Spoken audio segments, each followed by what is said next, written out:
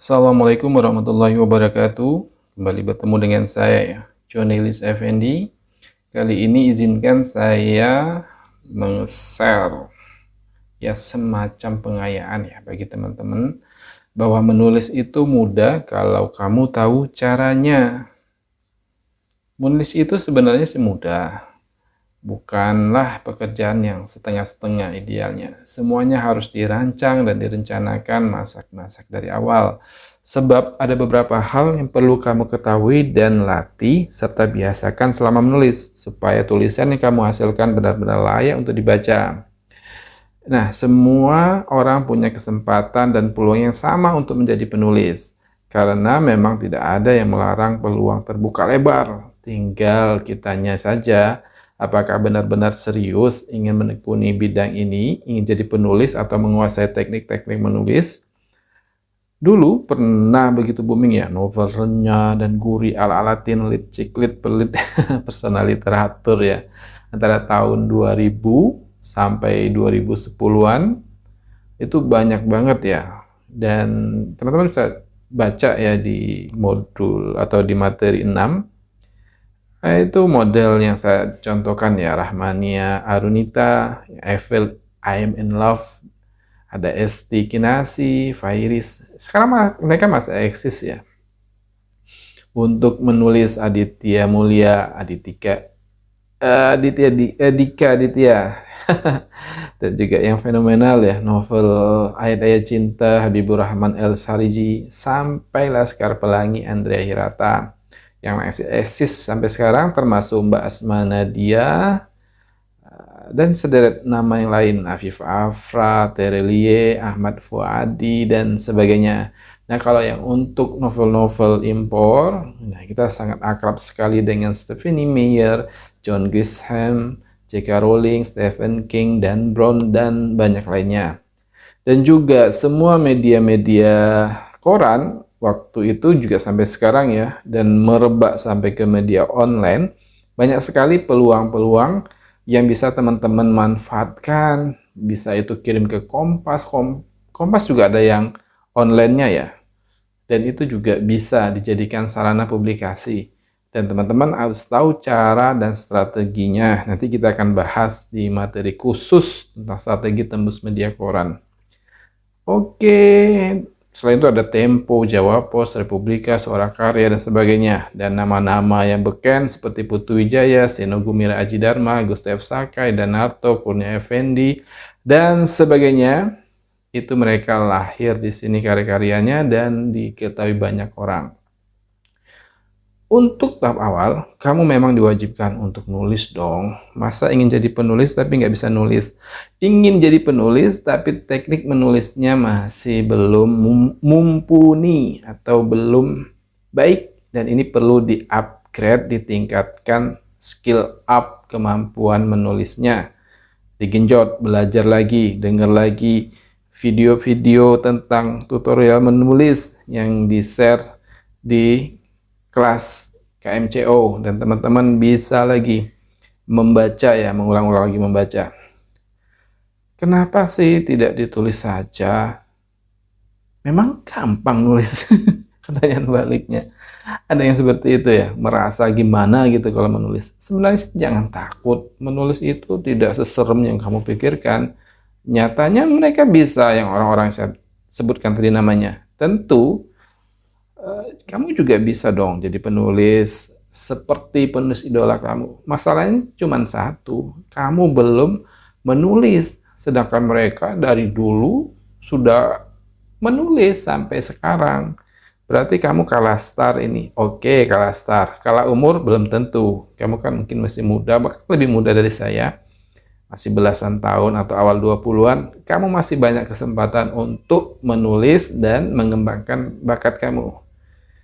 Kamu tinggal pilih saja mau nulis cerpen kah, puisi kah, novel kah, buku, dan dikit-dikit mulai untuk memberanikan diri mempublikasikan karya kamu itu. Jangan hanya disimpan di file laptop kamu atau di note HP kamu. Biasakan untuk melatih keberanian mempublikasikan karya. Mudah kan sebenarnya, udah kamu kirim, terus sudah kamu upload di platform menulis online, bisa. Atau kamu bikin blog terus kamu menulis rutin situ, bisa.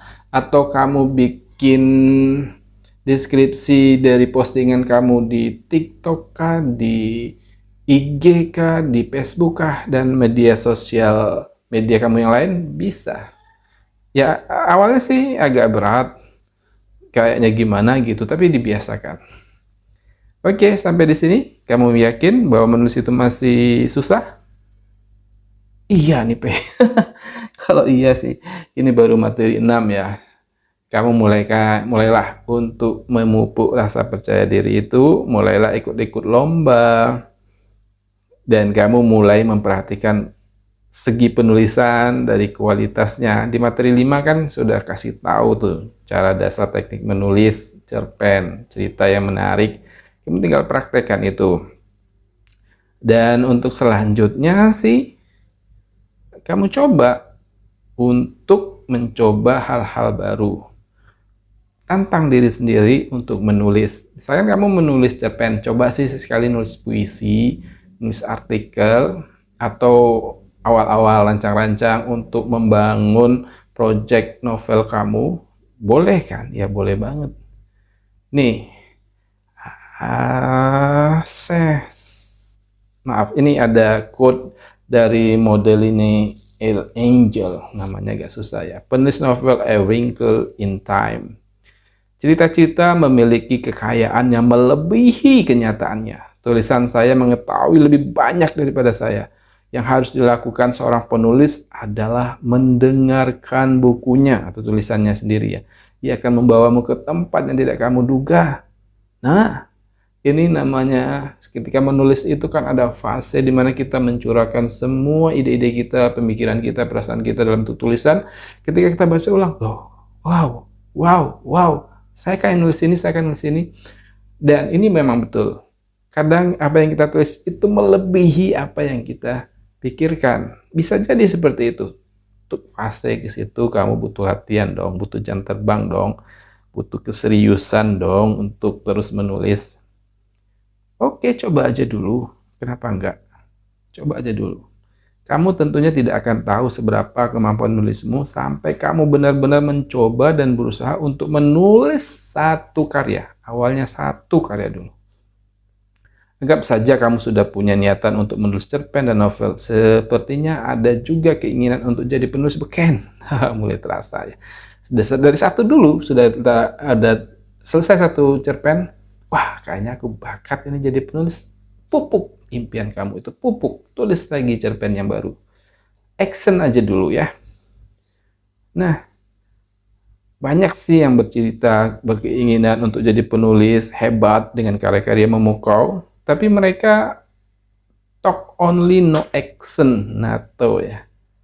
No action, talk only, kebalik. Ya nggak jadi apa-apa. Kalau kamu pengennya jadi penulis, ya mulailah menulis. Sejelek apapun tulisan kamu di awal-awalnya, it's no problem guys. Nggak apa-apa, wajar, normal. Saya juga seperti itu. Kalau kamu baca cerpen pertama saya ya, nggak mungkin ini Bejoni yang bikin ini, nggak mungkin lah, nggak mungkin. Iya, itu cerita saya yang pertama, ditolak, ditolak, ditolak, sampai saya menemukan formula ajaibnya sehingga bisa menghasilkan cerita yang menarik dan enak dibaca. Itu butuh waktu dan proses. Oke, kembali ke kamu, kembali ke diri kamu, ide-ide yang ada di kepala kamu, itulah modal kamu. Biasakan, biasakan untuk menulis, rutinkan untuk menulis, banyak membaca karya-karya hebat yang pernah kamu ada di rak buku kamu. Kalau nggak ada ya kamu bisa ini pinjam ke perpustakaan yang ada di kota kamu. Sebenarnya materi 6 ini panjang banget ya e-booknya, dan kamu bisa baca, ini ada beberapa quote juga, kutipan penyemangat kamu. Karena ini penting, tahapan ini penting, sehingga kamu sadar bahwa apapun yang kamu pikirkan itu hanyalah sebatas ide jika kamu tidak benar-benar berani untuk menuliskannya. Ketika ide itu sudah kamu tuliskan dan menjadi sebuah cerpen atau cerita, dan itu adalah karya. Seburuk apapun itu, tanda kutip ya, seburuk apapun. Nggak ada karya yang setelah lahir langsung sempurna, tidak. Penyempurnaan itu bertahap dan berproses sesuai dengan keuletan dan keteguhan hati kamu mengikutinya. Oke, demikian nasihat bijak dari saya, seorang penulis puluhan tahun menggeluti dunia penulisan, dan ini bisa kamu renungkan, dan masih banyak kesempatan untuk kamu menghasilkan karya-karya terbaik kamu. Oke, ditunggu karya hebat kamu selanjutnya ya.